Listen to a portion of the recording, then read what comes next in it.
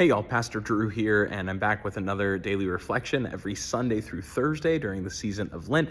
I'm offering a reflection on the Greatest Commandment, to love God with all your heart, soul, mind, and strength, and to love your neighbor as yourself. Today, I'm here in our sanctuary. I've actually been recording some video invitations for Easter Sunday and getting ready to record a special video greeting for those who worship with us online on Easter.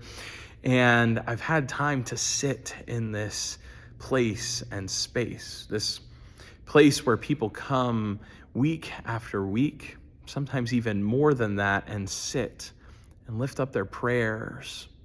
We worship, we do our best to, at least for the time that we're together, give everything we have to God. Our focus, our attention, our voices, our ears, our thoughts. We try to lift them up to God. And sometimes something goes on in our sanctuary where we feel a little bit distracted. We focus more on the people next to us. Maybe it's a kid making a little bit of noise and we want to see how they're having fun and join in with them. Maybe we start thinking about someone who's not in the room. And sometimes when we're trying to give everything we have to God for a time, we can kind of beat ourselves up or feel a little bit guilty when our thoughts wander, right? When our mind isn't totally focused on God. We're trying to love God with all our mind, and all of a sudden I'm thinking about my neighbor. But what we can do is, instead of feeling bad about those thoughts, we can welcome them in.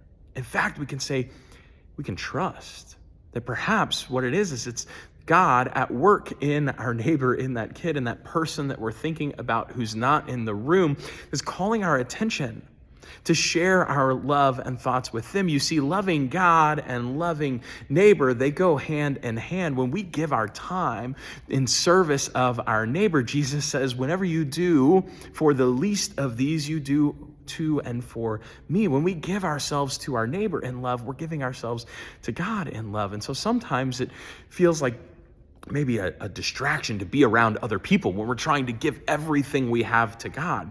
But we have to remember that God draws all of us to God's self, that loving God and loving neighbor go together. When Jesus is asked which commandment is greatest and first, he says, well, I'll tell you which one's greatest and first, but I have to put this second one with it. I'll tell you to love God with all your heart, soul, mind, and strength, but that means also loving your neighbor as yourself. And so I'm here in this space where so often we try to give everything we have and all that we are to God, but we never are told to stay in this space forever. We are told to continue to give ourselves fully to God.